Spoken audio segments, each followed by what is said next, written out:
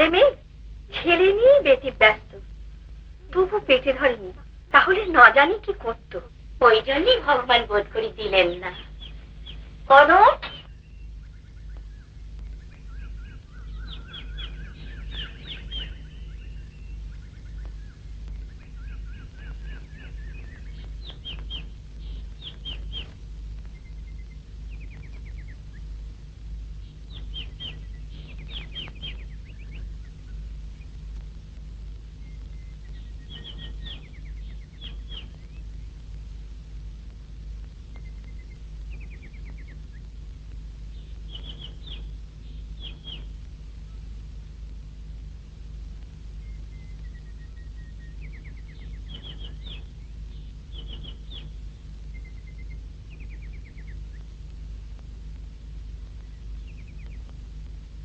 কদম, সিধেটা সাজিয়ে দিচ্ছি, গঙ্গা পণ্ডিতকে দিয়া।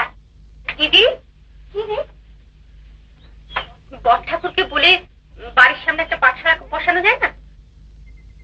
এখনো দুপা যায়নি ছোট, এর মধ্যেই তোর মতলব ঘুরে গেল।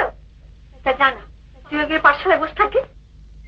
মতলব ঘুরেনি দিদি, ভাবছি যে চোখের সামনে থাকা এক আর চোখের আড়ালে থাকা আর এক।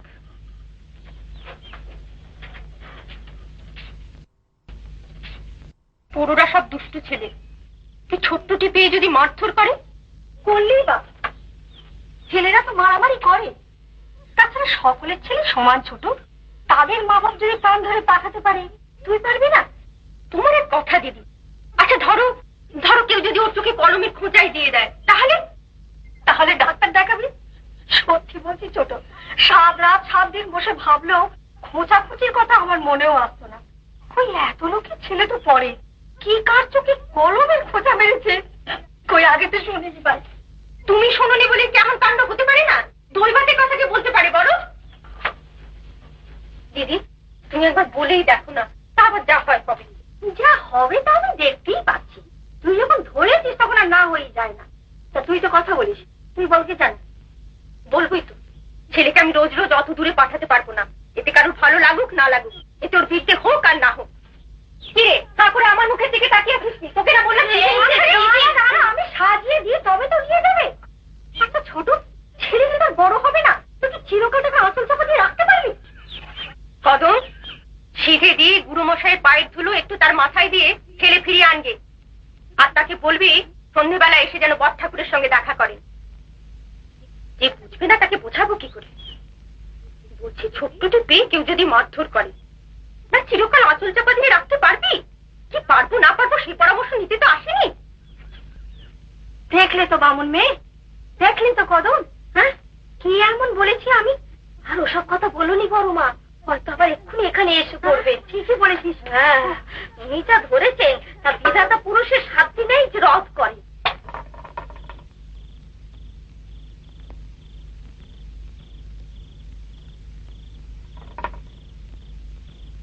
শুনছো?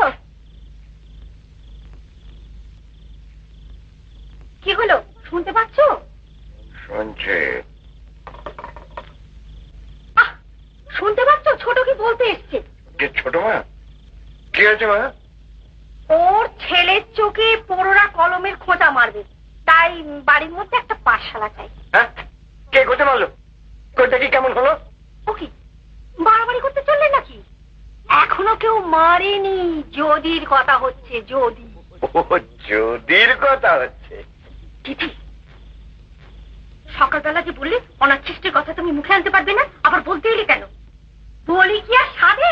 কাজকর্ম থেকে ছাড়িয়ে এনে ঘরে বসে তো ঠাকুর সেবা করছি, এদিকে সন্ধ্যে হতে না হতে আপিন খেয়ে বম ভোলানাথ।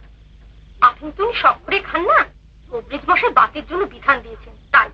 ও আর আমি কি বলেছি যে অমূল্য চোখ কানা করে দিয়েছে? আমার হয়তো সব দিকে জানা। কি হলো কি? অত রাগারাগি করছো কেন? হলো যা তো ভালোই হলো, এমন লোকের সঙ্গে কথা বলতে যাওয়া যাবো। মা, তোমার দিদি তো কোনো কথা বলতে গেলেই চেঁচামেচি করেন। কি হয়েছে বলো তো? বাইরে গোলার সামনে একটা পাঠশালা করলে খুব ভালো হয়। তো ভালো কথা মা, কিন্তু পড়াবে কে? পণ্ডিত মশাই এসেছিলেন। পণ্ডিত মানে আমাদের গঙ্গা পণ্ডিত? হ্যাঁ, 10 টাকা করে দিলে উনি পাঠশালা তুলে আনতে রাজি আছেন। বেশ বেশ বেশ বেশ। গঙ্গা যদি এখানে তার পাঠশালা তুলে আনে সে তো ভালোই হয়। তোমার দিদি যে শুধু শুধু কেন চেঁচামেচি করে? হ্যাঁ,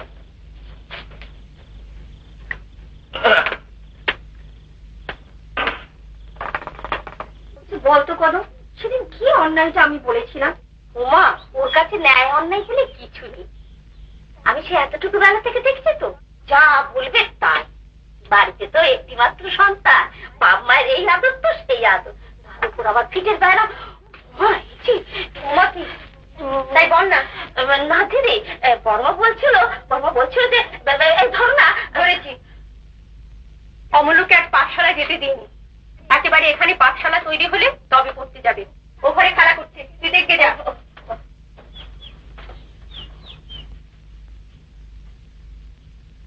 বড় গিন্নির পরামর্শদাতাগুলি বেশ, বর ঠাকুরকে বলে ওদের মাইনে বাড়িয়ে দেওয়া উচিত। যা না যা, তোর বর ঠাকুর বলতে যা। বর ঠাকুর আমার মাথা ঠিক করে কেটে নেবে। আর বর ঠাকুরটি হচ্ছে ঠিক তেমনি, এক্ষুনি শুরু করবে। কি হয়েছে মা? তাই তো মা, ঠিক কথাই তো মা। এক কথায় 500 টাকা তুলে নিয়ে এলো। তুমি ঠিক ঠিক বরাদ দেখেছি ছোট বউ, তোমার মতো দেখিনি। ভারী শুদ্ধ লোক যেন ভয় জড়সড়। কই, তুমি তো ভয় করো না? জাতি জাতি কোথায় পেলো? তোকে যে বললাম ওকে দেখতে, আমি তোমার ঘরে বিছানা করছিলাম, ও যে কখন বড়মার ঘরে ঢুকে। ভৈরব ভৈরব কোথায়? দাঁড়াও, আর তোমার আর ভৈরবের এ বাড়ি থেকে অন্য বোঝাচ্ছি। আমি হাত বেঁধে দিচ্ছি। আচ্ছা দিদি, তোমাকে কতদিন বলেছি ছেলে পুলে ঘরে জাতিটা যেগুলো একটু সাবধান করে তুলে রাখতে। তুই বলিস ছোট, তার কোনো মাথা মুন্ড নেই। কখন তোমার ছেলে ঘরে ঢুকে জাতিটা হাত কাটবে, সেজন্য জাতিকে আমি নর সিন্ধুকে তুলে রাখবো না, ওকে দড়ি দিয়ে বেঁধে রাখবো। এদিকে আয় মাদর ছেলে। ওমা, এ কি তোর গাছে গমগম করছে? হ্যাঁ, কি হলো? দেখো দেখি আবার কি কাণ্ড বাঁধালো। ছাড় পারি না বাবা, তার দিকে নজর রেখে কাজ করতে হয়। এখানে চুপ করে শুয়ে থাকো, আমি এক্ষুনি আসছি। মা, আমার খিদে পেয়েছে, মা, ভাত খাবো। খিদে পেয়েছে? ভাত খাবে? জ্বর হয়েছে আবার ভাত খাবে? চুপ করে শুয়ে থাকো। বাউল মেয়ে এখনো চান করে এলো না, এখনই ছেলে খাওয়া বলে চাকিমেচি শুরু করবে। আচ্ছা বলতো কদম, ছোট জবরদস্তির কথাগুলো কিরকম? জাতি কেউ লোহার সিন্ধুকে তুলে রাখে? আমি আর কি বলবো মা, আমরা হচ্ছি দাসী বাঁধি। ফের যদি তুমি ঝি চাকরদের মধ্যস্থ মানবে, তাহলে সত্যি বলছি তোমাকে ছেলে নিয়ে আমি বাপের বাড়ি চলে যাবো। যা না যা, মাথা করে মরে গেলে ফিরিয়ে আনবার নাম কি করবো? আমি আসতেও চাই না।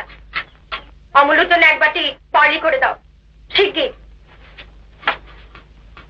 আর আমি এই বেলা কিছু খাবো না। আরে মিস্ত্রি, ওখানটা আগে লাগলে কেন?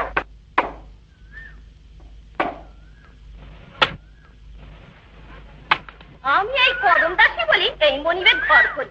তুমি তো পান থেকে চুল খসলে এবার মার মুখো। তুই আছিস বলে তবু দুটো মনের কথা বলতে পারছি। তোকে ডাকতেছে? আমাকে নয় মিংসে, তোকে। আমাকে? হ্যাঁ। যাই ছোট মা।